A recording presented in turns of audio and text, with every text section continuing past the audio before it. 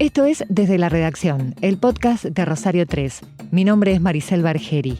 Fernando Duclos, más conocido como Periodistán, nació en Buenos Aires en 1986. Su trabajo como periodista articula ciencia política, sociología de la vida cotidiana, relaciones internacionales y territorio, la calle, las personas. Sus libros, hilos de Twitter y otras publicaciones en redes sociales tienen mucho de bitácora, de antiguo cartógrafo pero en tiempo real y con miles de réplicas en las redes sociales. La curiosidad, el interés por retratar un mundo que queda al este de Argentina y cientos de kilómetros a pie o haciendo dedo hicieron que un viaje que emprendió para huir de un presente le abriera las puertas al mundo.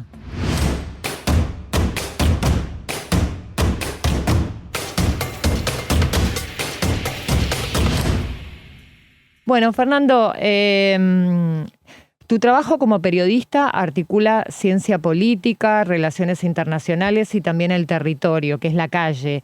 Tiene mucho de bitácora, se me ocurre como los antiguos navegantes o los cartógrafos, pero esto es en tiempo real y con miles de réplicas en redes sociales. ¿Cómo comenzó este camino y la transformación de Fernando Duclos en Periodistán?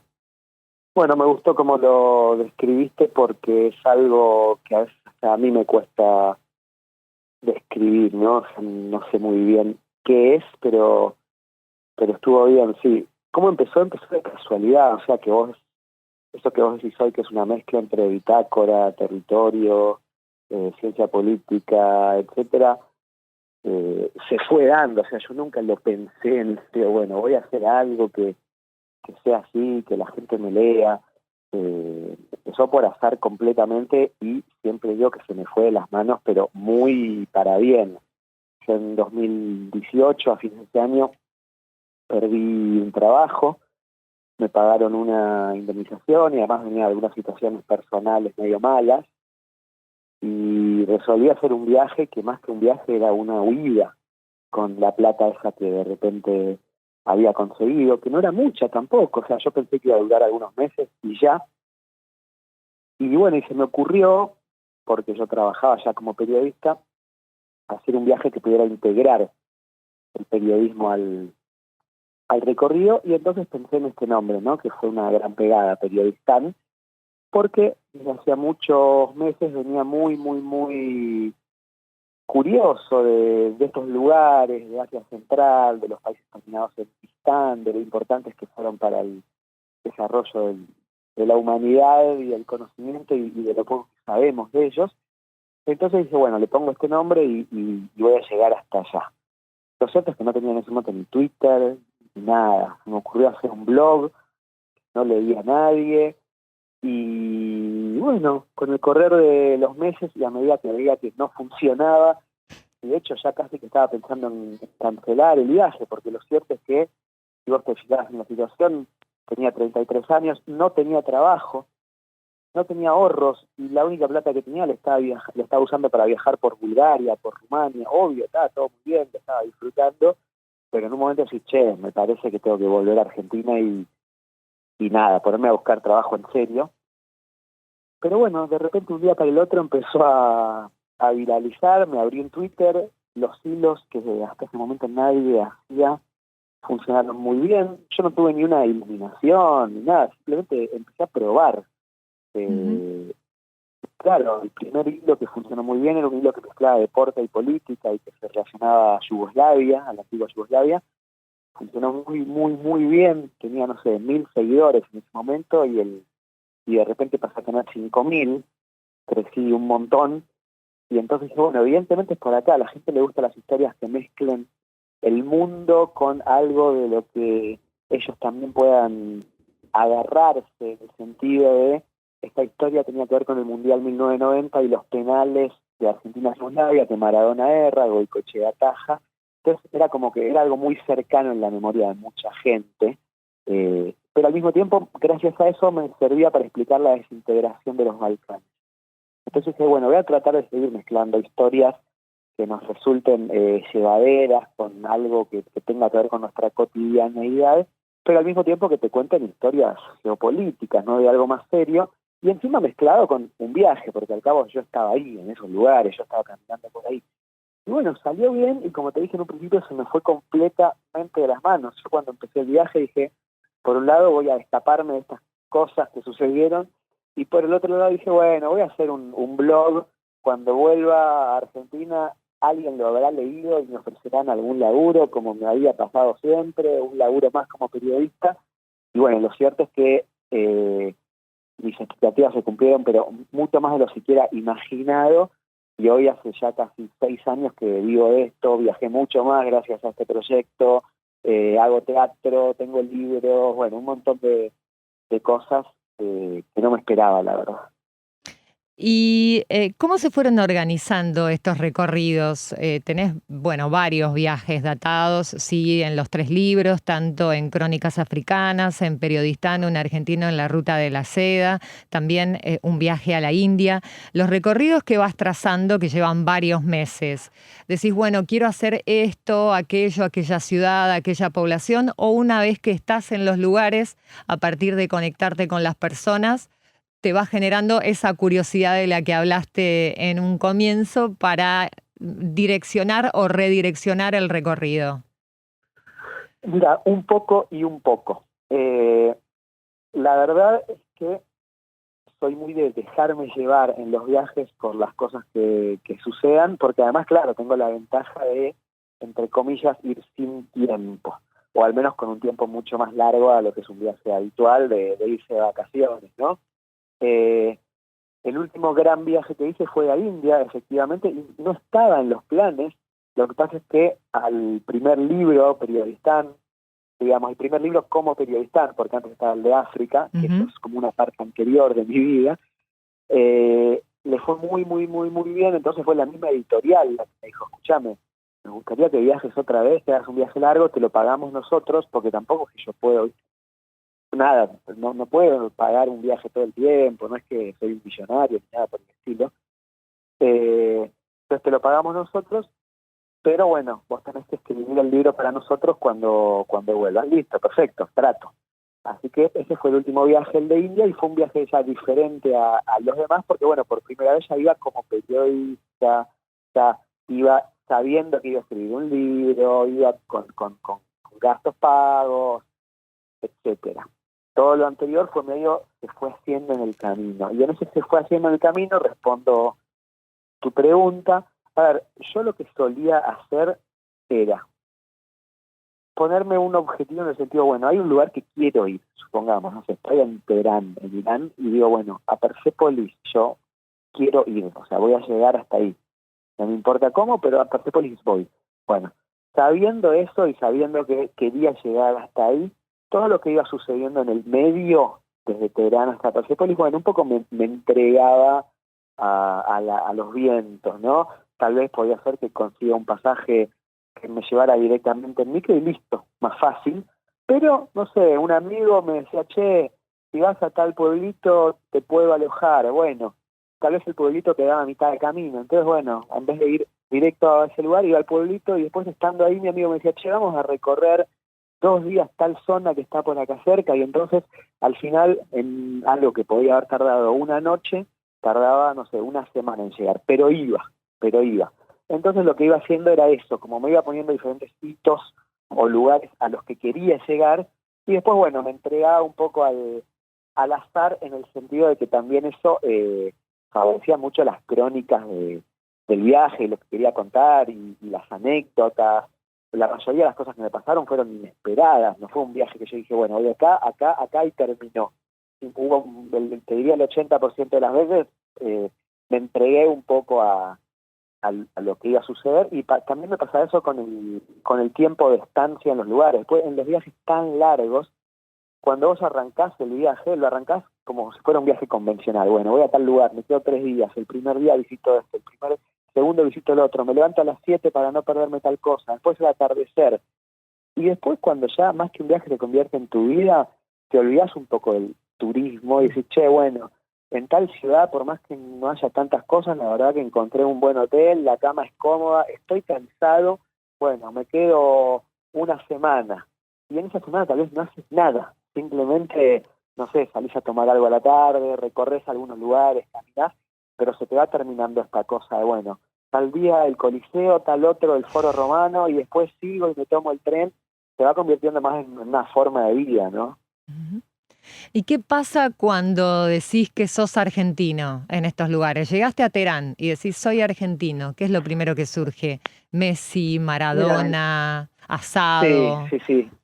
No, en la mayoría de los lugares, te diría que en el 90% todo el tiempo Messi y Maradona, que yo siempre digo que son el gran password, ¿no? El pasaporte que tenemos los argentinos para hacer que nuestro país, que es un país que en términos geopolíticos no es importante, o al menos no es tan importante como nosotros creemos, bueno, se vuelva un país completamente querido, querible, conocido, y todo el mundo se reconozca por eso, por Maradona y por Messi. O sea, es increíble la penetración que tienen esos dos nombres en todo el planeta. Yo siempre cuento una anécdota, justamente ya que me das como ejemplo Irán.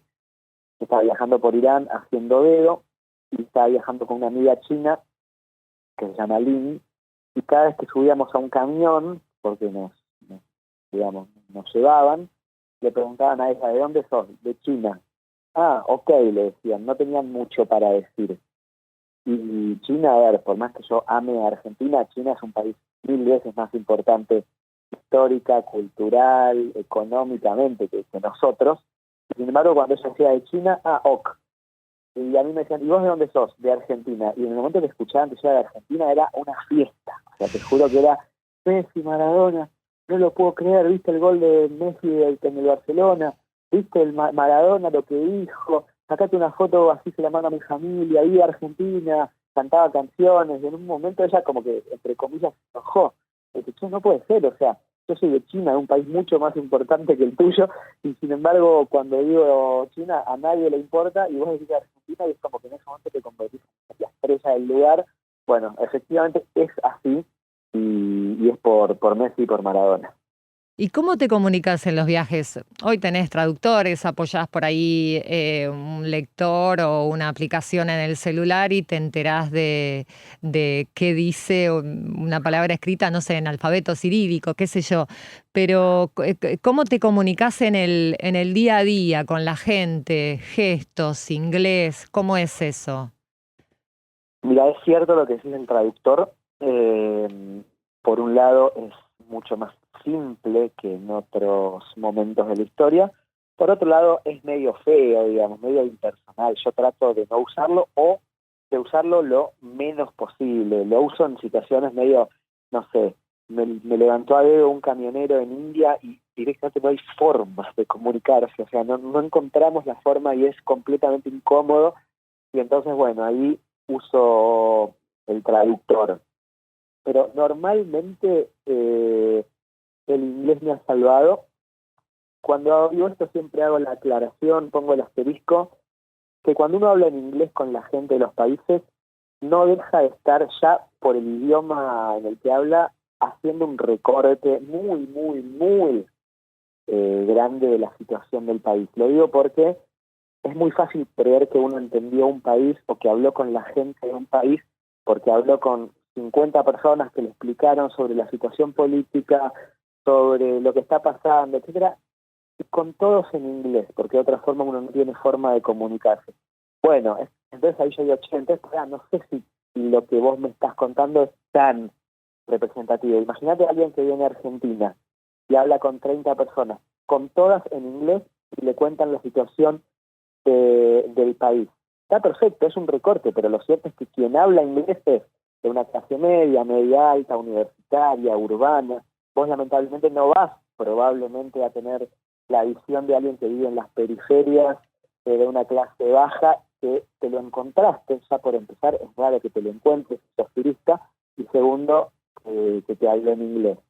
Entonces, bueno, aún así, a mí no me queda otra que hablar en inglés, pero siempre sé, al menos soy consciente de que eso me limita mucho en los testimonios que voy a conseguir, en la gente que me va a hablar, en quienes me voy a cruzar, etcétera. Dicho eso, sí, a ver, el inglés es el principal medio de comunicación. Algunos países hablan inglés, por ejemplo India, es mucho más común hablar con alguien en inglés, en otros países no, tenés que encontrar justo a alguien que hable. Y después lo que yo siempre trato de hacer es aprender bastantes palabras del lugar en el que estoy, ¿no? Del idioma que habla la gente. Un ejemplo, si estoy en Etiopía, trato de aprender amárico. Pero a ver, cuando iba a aprender amárico hablo de 30 palabras porque tan inteligente no soy tampoco. Entonces, bueno, ya con esas palabras que son, no sé, buen día, ¿cómo estás? Mi nombre es, ¿cuánto sale tal cosa? Por favor, gracias. No te alcanza para tener un diálogo real, pero sí para que la gente te mire de otra forma. Si vos salís ahora a la calle y alguien te pregunta dónde queda tal lugar en inglés, vos le vas a decir dónde queda, pero hubieras preferido, digamos, que te lo pregunte en español, porque estamos en Argentina. Por más que su español sea malo, no importa, está haciendo el esfuerzo y eso se valora. Bueno, eso mismo trato de hacer yo en los países a los que voy y obviamente me abren muchas puertas. Llega un argentino a Etiopía y la gente ve que intenta hablar en amárico, bueno, te sonríen, te invitan a tal cosa, se ponen contentos, etcétera. Entonces, bueno, así como me voy manejando más o menos. No tengo idea de qué pasa, por ejemplo, bueno, antes hablamos de los países TANES, supongo que el acceso a redes sociales está más o menos generalizado, pero me pregunto qué Ujú. pasa cuando vos subís un contenido o una historia o algún hilo de Twitter e intervienen personas de determinados lugares, si esas personas después se ven en las redes, si tuviste alguna respuesta a propósito de alguien que se vio y que no sabía que era parte de ese hilo. Mira, a veces eso suele pasar, ponele en Instagram, en Twitter no tanto, porque no es común que vos, no sé, vamos a suponer, me junto con un grupito de amigos que me invita a ver un partido de fútbol. Y lo normal es, che, pasame tu Instagram, así te etiqueten una foto, etcétera, etcétera. No es tan normal que te digan, che, tenés Twitter. Y yo tampoco estoy ando comentando a todo el mundo, no, porque bueno, en Argentina me lee mucha gente, etcétera. Si hay algo que éticamente implica que vos tenés que avisar a la persona, lo hago, obviamente. No se me ocurre ahora, pero si va a ser un post en el que voy a poner la opinión política de alguien, mínimamente le aviso o le pregunto si puedo. Pero si es que, no sé, me junté con un grupito a ver, fui a la cancha a ver un partido de fútbol y eso fue una experiencia increíble y en este hilo te voy a contar cómo es ir a ver un partido de fútbol en India, tampoco es que ando preguntando, digamos, o que ellos después lo encuentran en Twitter. Me ha pasado alguna vez, pero pero no es lo más normal. Lo que sí es normal, bueno, obviamente me quedé con muchos amigos, conocidos, ¿no? De los viajes, que obviamente ya, bueno, con un nivel de diálogo mayor, saben más o menos lo que hago, yo sé lo que hacen ellos, a veces incluso me pasan historias, como, che, tendrías que escribir de tal cosa, tendrías que escribir de tal otra. Esos ya son como gente más, con un vínculo más sólido, ¿no? O gente que a veces se llama por teléfono, los bangladesíes, por ejemplo, tienen la costumbre de llamarte por teléfono todo el tiempo por cualquier cosa, lo cual está buenísimo. A veces es simplemente para ver cómo estás, de la nada te suena el teléfono, hola, ¿cómo estás? Bien, y tal vez ya no pueden hablar ni una palabra más de inglés, entonces bueno, que te vaya bien, chau, ¿cuándo vas a volver? Y termina la conversación. Y a veces para nosotros eso puede ser medio intenso, en el sentido, che, ¿para qué me llamás si no hay nada que hablar? Pero bueno, es diferente también el tipo de comunicación y de vínculo que establecen ellos, al que establecemos nosotros, y para ellos sí es importante tal vez, y está bueno saber que estás bien y que tu familia está bien y se preocupan. Entonces, bueno, nada, hay vínculos que quedan, pero bueno, en general se trata un poco de eso. ¿Qué hay en tu mochila de viaje? ¿Qué no puede faltar? Va, intuyo que Mira, viajás con mochila, por ahí me decís, no, me queda más cómodo un carrión. no, viajo con mochila. A ver, como te dije, el último viaje largo que hice fue el de India. Después he hecho últimamente muchos otros viajes, pero ya no tanto como periodista en el sentido de, che, te voy a contar, voy a hacer un recorrido largo como bitácora, etcétera, sino, por ejemplo, viajes guiados, como estoy haciendo ahora, o me invitan a tal lugar, qué sé yo. El gobierno de Corea del Sur me invitó una semana a Seúl para que vea cómo es y contarlo. En estos viajes, obviamente, no voy con mochila, no que voy con valija, pero a ver, sí, mi ideal de viaje es siempre, obviamente, con mochila. Mirá, cada vez hay menos cosas en mi mochila, la verdad es esa. Si vos ves mi mochila en mi primer viaje largo que hice, que yo tenía 20 años y me fui a recorrer América del Sur, medio como un mochilero sin plata, que dormía en la playa, bueno, unas locuras que uno hace a los 20 años. Vos te fijás en mi mochila en ese momento y pesaba, no sé, 30 kilos, era una locura. Y hoy no debe pesar más de 7, 8 kilos, porque cuando haces viajes largos, al final te das cuenta que lo único que te termina importando es el peso en la espalda y que no te duela. Porque imagínate, un año cargando la mochila todos los días, en micros incómodos, en lugares que tal vez no te puedes poner una buena postura. Bueno, llega un momento a los 6, 7 meses que es la columna destruida. Entonces, efectivamente lo que yo trato es de no llevar casi nada. Te diría que llevo las mudas de ropa estrictamente necesarias como para usar, lavar. Bueno, obviamente teléfono, cargador, cosas básicas de higiene. Y después también lo que voy haciendo es que voy comprando mucho en los lugares a los que voy. O sea, mucha gente piensa, no, vas a la India. Bueno, pero a ver, voy a estar en Nueva Delhi, que es una capital de 30 millones de habitantes, en donde si querés comprar un jabón, lo único que tienes que hacer es ir a un kiosco y comprar un jabón de la misma forma que lo hacen en Argentina. O sea, no es que voy tampoco al medio de la feria, que es donde voy a conseguir tal cosa. Si se me rompe un calzoncillo, voy y compro otro. Y después soy mucho de dejar y regalar, pero justamente por el tema del peso, ¿no? O sea, si estoy en un lugar frío y usé una campera que me salvó esos días, pero después de ahí me voy a un lugar que es verano, chau, listo, dejo la campera. O se la doy a alguien, o la dejo en el hotel, o lo que sea. Pero soy mucho, viste, de ir cambiando, porque si no, la mochila se convierte en un peso que no lo podés sostener. Así que nada, lo que hay en mi mochila es eso, muda de ropa, vamos a poner 5 remeras, cosas así, 2 pares de zapatillas, higiene, toalla esas de viaje y después cosas para comunicarme. Y te juro que no hay mucho más. Y no, tal cual, además llevas mucho tiempo la mochila y no solo la estructura ósea y los músculos, sino también la piel de la espalda empieza a complicarse con mucho peso. Así que sí. Y pensaba en esto, en todo este recorrido, ¿hubo alguna comida que te voló la cabeza, que todavía la palabra que me sale es resuena, no sé si es la correcta, pero algo que te haya sorprendido mucho?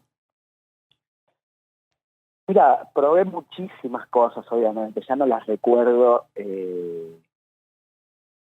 Sí recuerdo generalidades, ¿viste? Esta cosa de decir, che, la comida india es picantísima, o me encanta la comida del Mediterráneo, o el falafel y el hummus, o en Asia Central, por ejemplo en Kirguistán se come mucho plov, que es como un arroz con especias, pasas de uva, cardamomo, etcétera. Recuerdo como generalidades. Después dije, mira, falafel fue el mejor que comí en mi vida. No recuerdo particularmente. A ver, déjame pensar. Un sabor que te haya sorprendido. A ver, no tiene por qué ser algo muy Bueno, sofisticado, qué sé yo, no, una mira, una canela cosa en así África tiene otro sí, gusto. una cosa que a mí me encanta, por ejemplo, que me gusta mucho en Turquía, por ejemplo, los desayunos. Para los turcos los desayunos casi como una comida más, pero muy, muy fuerte. Entonces vos llegás a cualquier lugarcito de Turquía a desayunar y tenés, no sé, como que te diga, 20 platitos con un desayuno que pensó sería algo normal, tipo una mermelada, un queso, pero además después tenés nueces, aceitunas, huevo, jamón, bueno, jamón no porque país musulmán, pero algún fiambre de pollo, supongamos, queso, diferentes dulces, frutos secos, pepino, siempre, pepino y tomate, si querés una ensalada te la haces, y fueron platitos muy chicos y es muy, muy, muy, muy lindo a la vista. O sea, vos pones en Google desayuno turco y te van a aparecer unos desayunos que no lo puedes creer.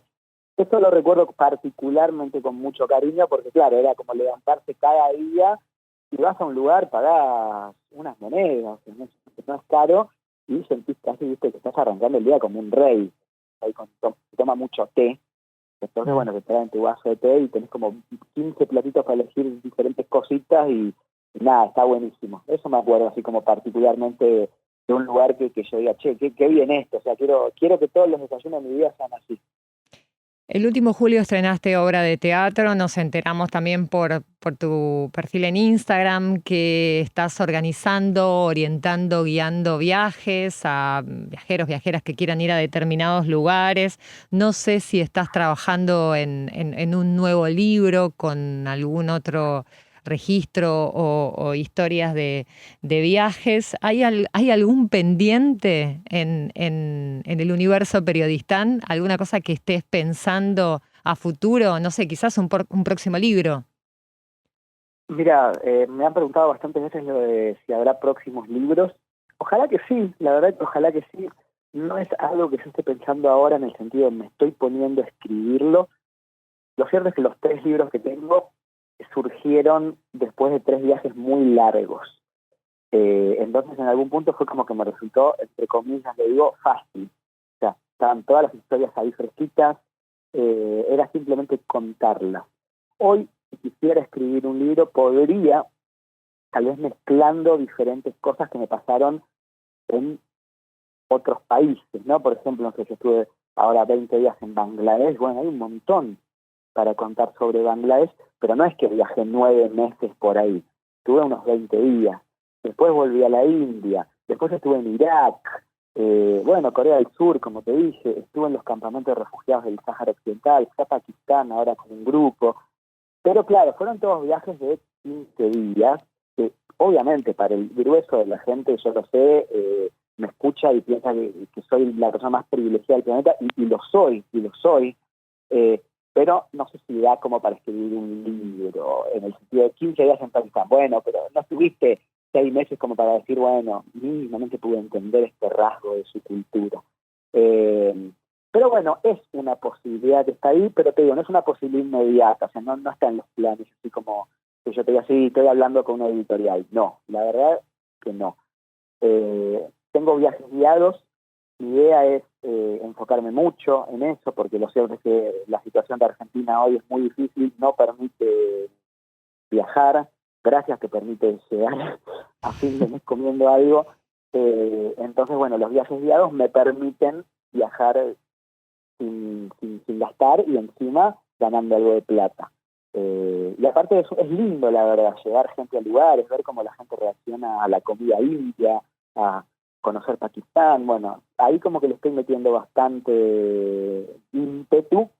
El teatro es lindo también, ahora tengo obra en Uruguay, voy a Rosario el fin de semana, está en la Feria del Libro, me gusta poder pasar un poquito por Argentina contando experiencias, la verdad que lo hemos hecho bastante y siempre salió bien.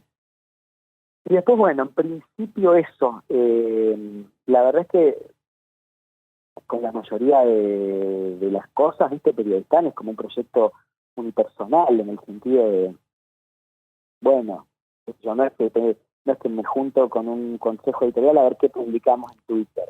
Lo voy haciendo yo como puedo, cuando puedo, entonces como bueno, ya bastante con lo que hay. Y después está el canal de YouTube, que eso, bueno, le estoy tratando de poner mucho empuje. Es difícil, porque no es una inversión que uno dice, bueno, arranco con esto y a los 2 meses ya soy un youtuber. No, la verdad es que lleva mucho tiempo, mucha plata y tardan en aparecer los resultados. Pero bueno, en eso tengo ahí nada, y aparte ya eso no depende solamente de mí. O sea, necesito un estudio, unas cámaras, bueno, mi novia me ayuda bastante con eso, pero lo cierto es que es muy difícil. Pero bueno, ya entre esas cosas que te dije, viste, YouTube, teatro, viajes, es como que medio que ya está, más no puedo, la verdad, y encima mantener las redes sociales más o menos activas, Pero bueno, viste, todo es una permanente sorpresa. La verdad que lo ha sido así durante los últimos 5 años y uno nunca sabe qué puede pasar próximamente. En el canal de YouTube vas subiendo entrevistas que haces, ahí también está bueno que lo recuerdes, yo no te lo había apuntado antes.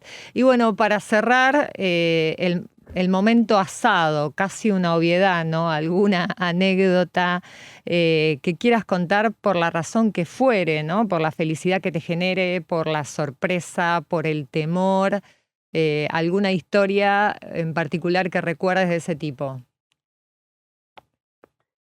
Mira, tengo 100.000 historias y Claro. lo peor es que en el momento en que me preguntan una, te das cuenta que en realidad tenés 0, porque básicamente se te borran todas mágicamente de la cabeza. Una que yo siempre cuento y que a mí me gusta mucho porque más allá de la historia muestra un poco cómo es la gente en estos lugares, es que bueno, yo estaba viajando por el Baluchistán, que es una región bastante alejada de Irán, que incluso a los propios iraníes les cuesta ir, porque bueno, es muy lejos, y estaba viajando con una chica y estábamos haciendo dedo. Y se nos complicó el día, digamos, ¿viste? Uno cuando planifica el día dice, bueno, vamos a salir a la mañana y a la tarde vamos a estar en tal lugar, y que no anochezca en la ruta, etcétera, etcétera, etcétera, y se complicó, qué sé yo, no salieron las cosas, y terminamos llegando a la noche, tipo 6, 7 de la tarde, ya sin sol, a un pueblito en el que básicamente no había hoteles, no había nada, y tampoco daba para salir a la ruta, porque ya no había luz.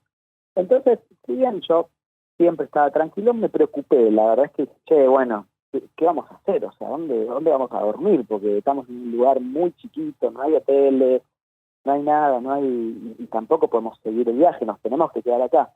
Y ahí ella me dijo, mira, en Irán, cuando vos tenés un problema, y más es en el interior del país, entras a un café. Y ahí tu problema mágicamente se va a solucionar. Y entonces, efectivamente, fuimos caminando hasta el único café que había en el pueblo. Imagínate la sorpresa de esa gente, en un pueblito medio perdido, en el desierto, cuando vieron entrar a 2 turistas con sus mochilas y con sus cosas. Y bueno, básicamente, a partir de ese momento, no tardamos ni 2 minutos de que todos los lugareños estaban peleando a ver quién nos alojaba, quién nos invitaba a comer, quién nos llevaba a conocer a su familia, quién todo. Entonces, bueno, nada, yo me lo recuerdo como algo con mucho cariño en el sentido de qué loco, o sea, llegamos a un lugar en donde no había nada, en donde nadie los conocía, éramos nadie, sin embargo, la bondad de la gente en un lugar que encima es casi siempre vilipendiado, en el sentido de vos tenés que llegar y te van a atacar los terroristas, bueno, no, 100% radicalmente diferente y al final nos terminamos quedando como, no sé, 3 días en ese lugar porque no nos dejaban ir, porque todos querían que conozcamos a sus familias y probar la comida de sus casas, etcétera, etcétera, etcétera. Así que nada, es una anécdota que guardo con mucho cariño, que me pasó en Irán, pero que tranquilamente pasa en un montón de lugares más. Recuerdo ahora, por ejemplo, en Turquía, en la parte del este de Turquía, también un hombre que me levantó haciendo dedo y estaba en Ramadán, es decir, ellos como musulmanes no podían comer nada durante el día, sin embargo me llevó a su casa y me hizo un almuerzo tremendo, del cual él no comió, porque no podía y lo hizo específicamente para mí, y terminé de comer, me despidió y yo seguí mi viaje. Un montón, pero un montón de anécdotas de ese estilo. Y a ver, también uno cree que en Argentina suceden también, porque obvio, yo estoy acostumbrado a vivir en Buenos Aires, es un caos, uno no conoce a sus vecinos, se choca con la gente por la calle, no se saluda con nadie, digo, yo también lo hago, no es que yo no es que veo las cosas por arriba, pero después uno llega a un pueblito en el interior y ve que efectivamente que a la gente le abre las puertas, que le invitan, que vení, pasá a tomar mate, así que bueno, digo, no es algo, me parece, específico de Medio Oriente, pero bueno, a mí me pasó en estos lugares y lo guardo como recuerdos muy lindos. Fernando, muchas gracias por esta charla con Desde la Redacción, el podcast de Rosario 3. Bueno, les mando un abrazo grande a todos y todas y nos vemos pronto. Abrazo. Desde la Redacción es una creación de Rosario 3, Grupo Televisión Litoral. Gracias por tu atención.